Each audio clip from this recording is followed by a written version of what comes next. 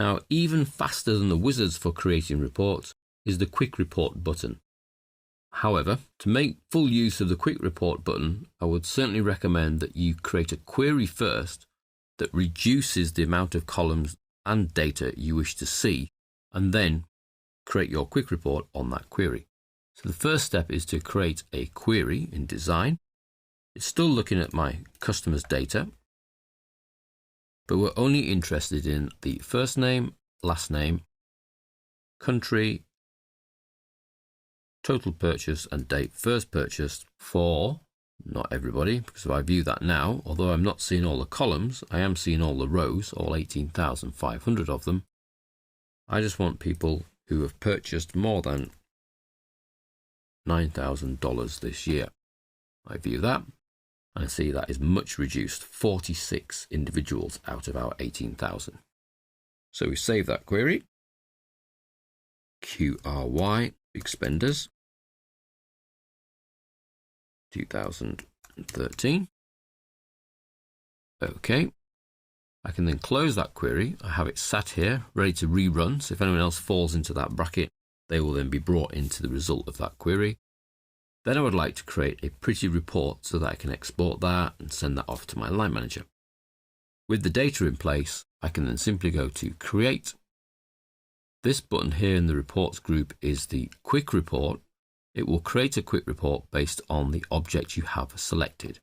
So ensuring I am clicked on Query Big Spenders 2013, I then hit the button and it creates me a very quick report, very easy to see. It doesn't show me it in print preview mode. Be very careful. It shows me in layout mode, so I would need to change that view to print preview. Then I see it in layout mode. I see that, okay, it's sort of managed it, but it hasn't, because it hasn't fit on the page. You can see how it's gone over into the next page. So although I've gone with the quick report, it hasn't quite met my needs. Now you can change a report very quickly to landscape, which will help. It tells me that section width is greater than the page width. And now I have 3 pages. But you can see that page 2 is blank. Page 3 has got data. Page 4 is blank. Page 5 has got the last bit of data. It's also got a grand total here. I didn't ask to put that on. The quick report does that. But again, it hasn't quite got what I wanted because it's gone too far and too crazy. Let's go back to portrait because it's gone over the width of the page. There was no options with the quick report, unlike the report wizard where you can say, well, let's fit this on a page, please. But it was quick and easy. One click and you've got it, in fact. Now, the one thing the quick report doesn't do is it doesn't save what you've put together here. Notice it hasn't appeared in the list.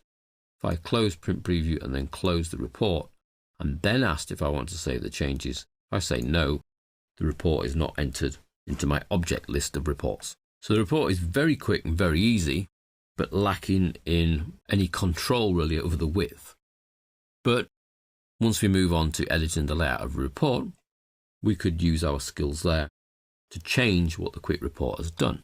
So why don't we go back to Create, make sure we have our Big Spenders 2013 selected, and go for the quick report. This time we will save it. So I'm going to use Ctrl S to save.